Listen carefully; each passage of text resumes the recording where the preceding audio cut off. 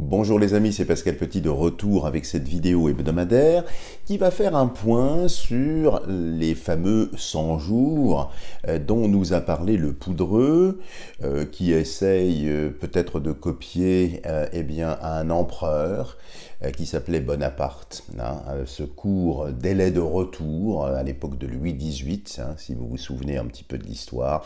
Et donc ça a duré 100 jours et c'est passé ainsi à la postérité, mais nous savons tous, n'est-ce pas, comment s'est terminée la vie de ce fameux Bonaparte, bien évidemment par la bataille de Waterloo. Donc je ne peux m'empêcher d'y voir un symbole très intéressant et donc l'objet de cette vidéo hebdomadaire, ce sera de voir au travers de plusieurs jeux et ce que ces jeux peuvent nous dire sur le déroulé de ces fameux 100 jours. Alors, avant de procéder au tirage, je vais vous donner quelques petites informations en vrac. Vous savez que je vous avais dit que j'allais commettre ou peut-être publier des ouvrages. C'était pour vous donner un petit peu l'avancée de ces ouvrages. Alors pourquoi ça va prendre un tout petit peu de temps? Je pense pouvoir vous livrer le premier avec certitude. Je pense que ce sera fin juin. Peut-être dans la foulée l'autre également. Le premier, ce sera un guide pratique du tarot, je vous en ai parlé. Ça fera environ une centaine de pages, donc c'est plus un petit booklet qu'autre chose. L'autre, par contre, est un petit peu plus exigeant en termes de travail, puisque je vais présenter, en tout cas, un décryptage symbolique du tarot au niveau alchimique. Donc je vous demande un petit peu de patience. Je suis en train d'écrire les deux ouvrages en même temps, entre mes clients, entre l'hypnose, entre les soins que je fais, donc ça me prend un petit peu de temps. Je ne l'oublie pas et je reviendrai très vite, bien sûr, pour vous présenter plus en détail ces ouvrages. C'est juste pour en rassurer certaines ou certains qui s'inquiétaient. Oui, c'est en préparation, mais ça prend effectivement du temps puisque je vais ensuite aller voir un imprimeur pour les faire imprimer. Je reviendrai vers vous et vous pourrez bien sûr les acquérir. Alors refermons la parenthèse et revenons sur le sujet du jour. Vous savez que le Poudreux a annoncé un délai de 100 jours pour apaiser les choses. Bon, je ne sais pas vous, mais vous savez, quand parfois nous traversons des situations tendues, difficiles, vis-à-vis d'autres personnes, faut-il vraiment un délai probatoire d'une centaine de jours pour apaiser les choses? Est-ce qu'il n'y a pas des moyens plus simples, plus directs, plus immédiats pour apaiser les choses? Bien sûr que oui, donc évidemment ici c'est de la com. Mais connaissant un petit peu pour les avoir non pas fréquentés mais observé cette clique, à qui on aimerait bien mettre des claques, eh bien, ils utilisent beaucoup de symboles, en fait, et je pense que ce marqueur, ces 100 jours, eh bien, c'est sans doute pour nous indiquer quelque chose. Alors, d'aucuns susurrent qu'à l'issue de ce délai, qui nous amène quand même en plein été, sur le mois de juillet, si je calcule bien, et bien évidemment, là, le français moyen et moutonnant sera le nez dans le sable ou à la plage, ou ailleurs du reste, et donc ne sera pas focalisé sur l'actualité. Quoi de mieux, quelle meilleure période pour lancer peut-être une dissolution de l'Assemblée nationale? Pourquoi pas? Quelle meilleure époque pour effectivement ne pas changer de Premier ministre? On en parle, il y a des noms qui circulent du reste, vous avez dû entendre ça ici ou là. Donc, le but étant de voir si on peut obtenir des informations sur ce délai de 100 jours. Qu'est-ce qui va se passer? Qu'est-ce qui peut se passer? Qu'est-ce que l'oracle de Béline peut nous dire à ce sujet-là? Alors,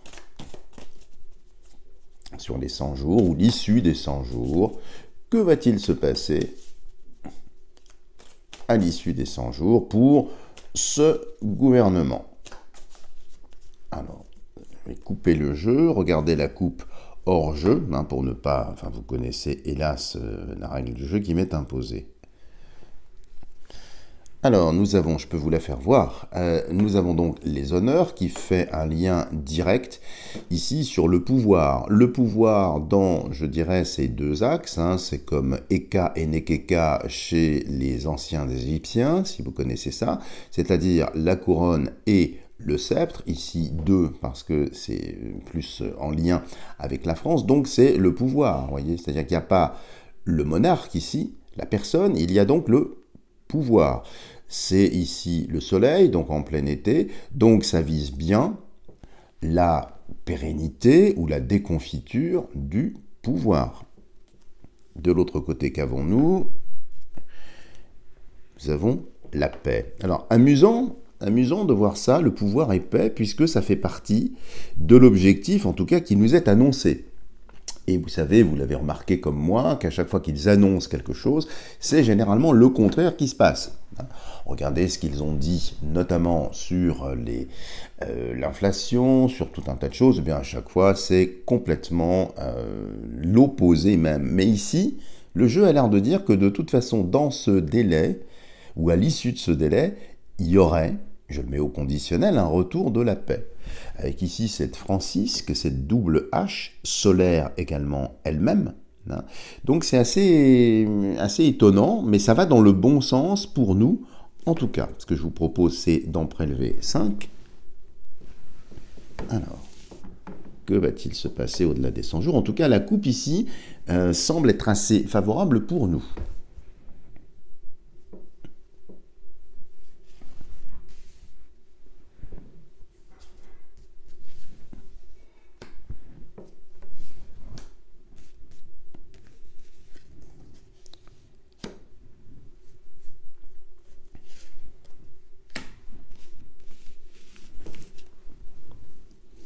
Voilà, j'enlève le surplus.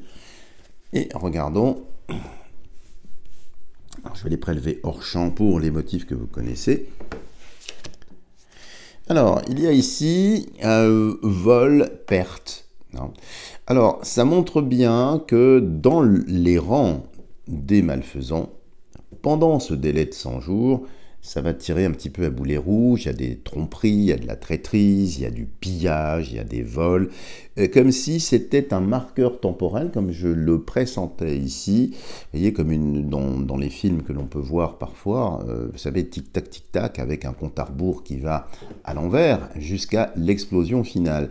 Et ici, pendant ce temps-là, chez les malfaisants, eh bien, ils se pillent, ils se piquent, ils se tirent à boulet rouge. Donc ça risque d'aller crescendo. C'est plutôt une bonne chose pour nous. En face, qu'est-ce que nous avons? Nous avons la famille. Alors, amusant, parce qu'il y a presque deux volatiles. Enfin, là, c'est presque une approximation symbolique, puisque la chauve-souris, certes, est un volatile nocturne, tandis qu'ici, cette poule et ses poussins, symbole, dans ce jeu-là, en tout cas, de la famille, eh bien, il y a deux oiseaux, un de jour, un de nuit.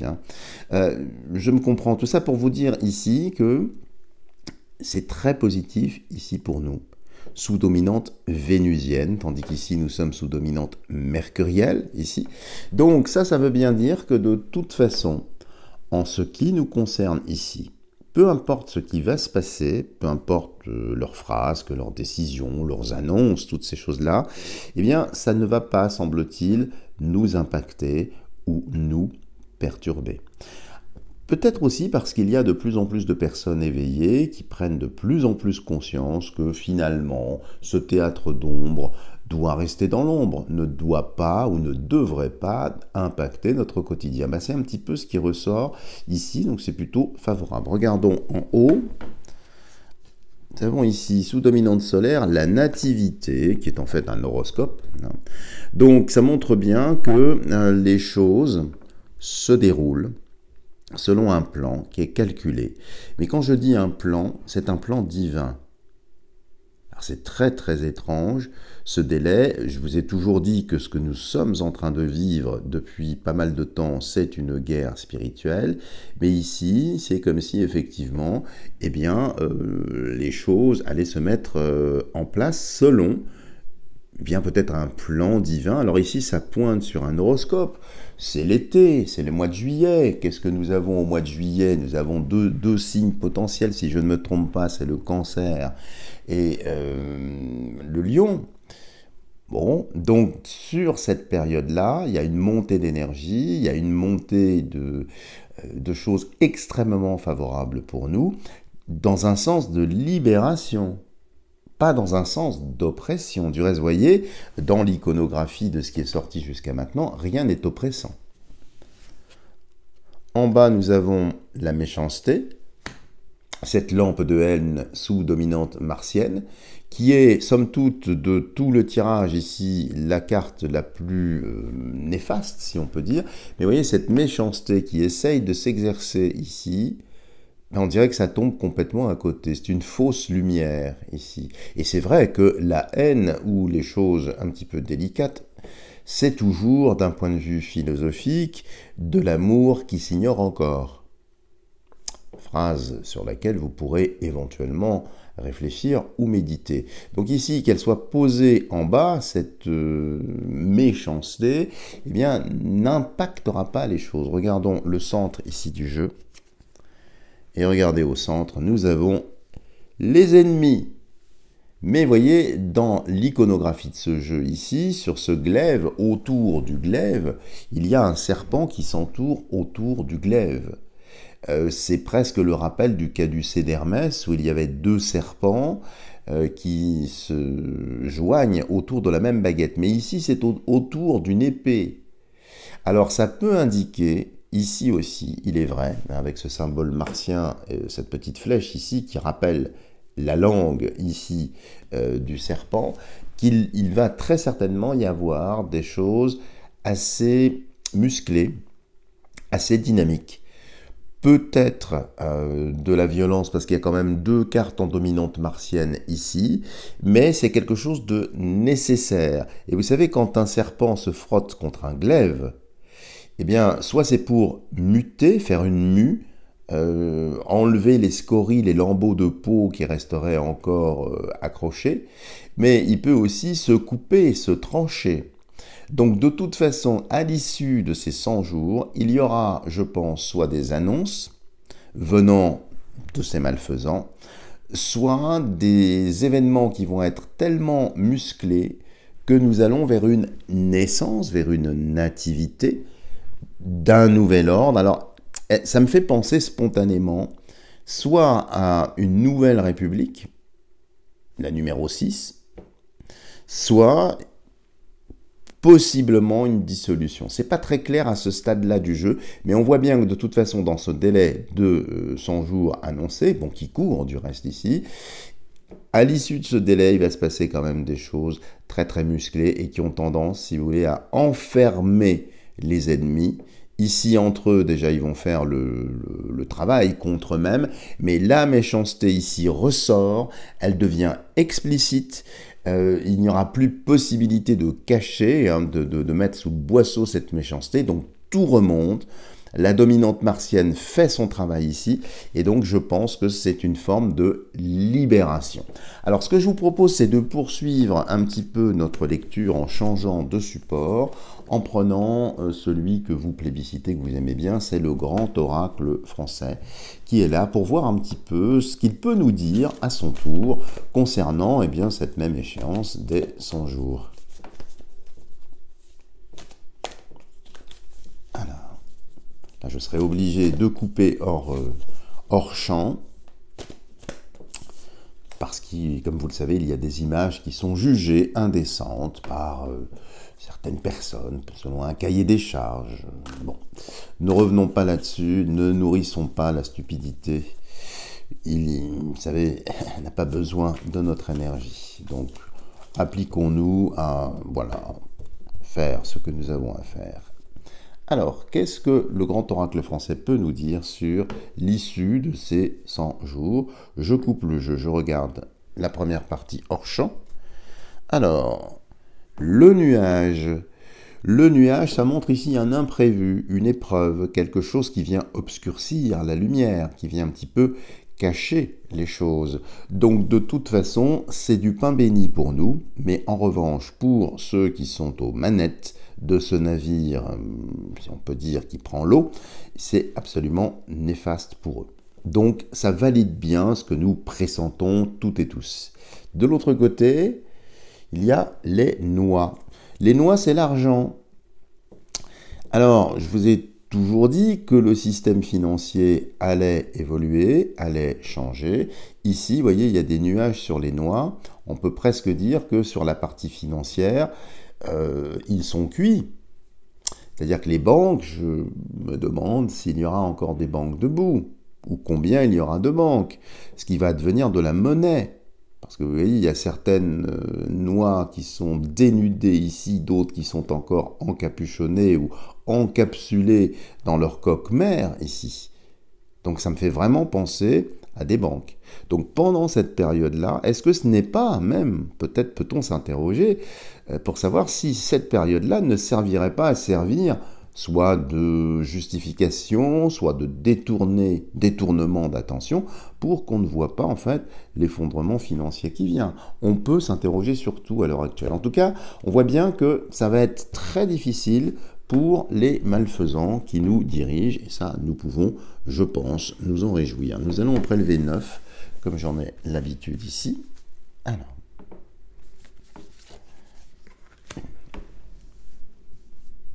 Et 100 jours.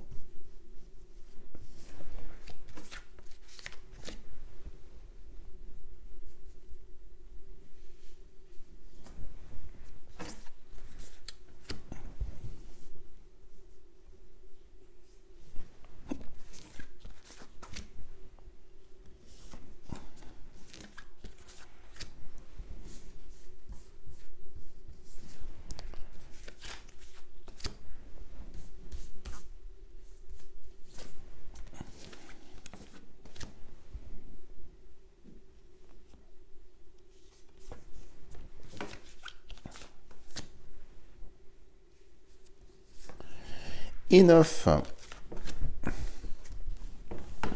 Alors, poussons le jeu ici.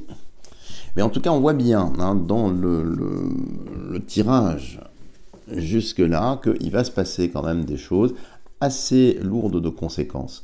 Comme la coupe du Béline nous le disait, nous allons vers la paix, mais ça va passer très certainement par des moments peut-être un petit peu musclés, un peu tendus. Mais semble-t-il, on va voir ce que dit le grand oracle français, on va quand même vers un mieux. Donc ça, c'est génial, les amis. Alors, je vais devoir les prélever hors champ et les remettre ou pas. Du reste, vous connaissez un peu tout ça. Alors, qu'est-ce que le grand oracle français peut nous dire sur ces 100 jours? Eh bien, regardez, on ne peut pas faire mieux. Ruine, faillite. Le mur est en train de se délabrer. Leur film prend l'eau, est en train de tomber, donc c'est la ruine. La ruine de ce gouvernement, l'exil, si on fait un comparatif avec Napoléon, et la bataille de Waterloo qui pointe le bout de son nez. Donc de toute façon, c'est la ruine, c'est la fin de ces malfaisants. On ne peut pas faire plus clair que ça, et nous pouvons, je pense, nous en réjouir. L'autre, c'est les boules. Alors, les boules, c'est vrai que nous avons eu les boules, comme disent les jeunes, par rapport à ça. C'est presque les boules qui vont entraîner la ruine. Les boules, ce sont ici, alors c'est ce que dit le jeu, c'est un défi, une expérience. Alors ça indique qu'ils ont essayé de poser une stratégie pour essayer de garder la main. Mais c'est un petit peu, et on le voit bien ici, désespéré, parce que ces boules-là, si vous voulez, cette pétanque, nous pète en cœur. Pardon pour ce truisme ici, mais ça m'est venu spontanément. Tout ça pour vous dire que leur stratagème ici ne prendra pas. C'est-à-dire que leur calcul est faux. Leur équation est égale à 0. On le voit bien ici. Donc on peut s'en réjouir, mais c'est bien effectivement un stratagème auquel ils ont pensé. Donc ça veut dire qu'il y a un plan évidemment derrière tout ça, qu'ils vont espérer dérouler, mais qui finalement n'aboutira pas. Ce qui entraîne ici la ruine. C'est une bonne chose. Et pour terminer cette ligne, que de murs, les amis. Le mur, ici, c'est indiqué obstacle infranchissable. Alors, vous voyez, une ruine, et puis un mur qui est assez délabré ici, c'est comme s'ils allaient être enfermés, emprisonnés dans leur système, dans leur façon de faire, et que ça allait tomber, c'est en train de péricliter, c'est en train de collapser. Donc j'ai absolument pas d'inquiétude là-dessus, mais ça montre bien que c'est une espèce de délai. Alors peut-être pour attendre certaines échéances, peut-être certains l'ont suggéré pour que le poudreux prenne la place de Van der Leyen, parce que effectivement il faudrait peut-être remplacer cette femme qui va être, semble-t-il, assez embêtée, bloquée. Est-ce que c'est ça? J'en sais rien. Mais en tout cas, concernant leur posture, elle est très très mal en point, les amis. On le voit bien ici. Ils se prennent un mur, et ce mur est en ruine, ce qui entraîne une ruine. Bon, on ne peut pas faire plus clair ici. Regardons la seconde ligne, ici. Alors, c'est la rose que je laisse loin volontairement. C'est l'épanouissement.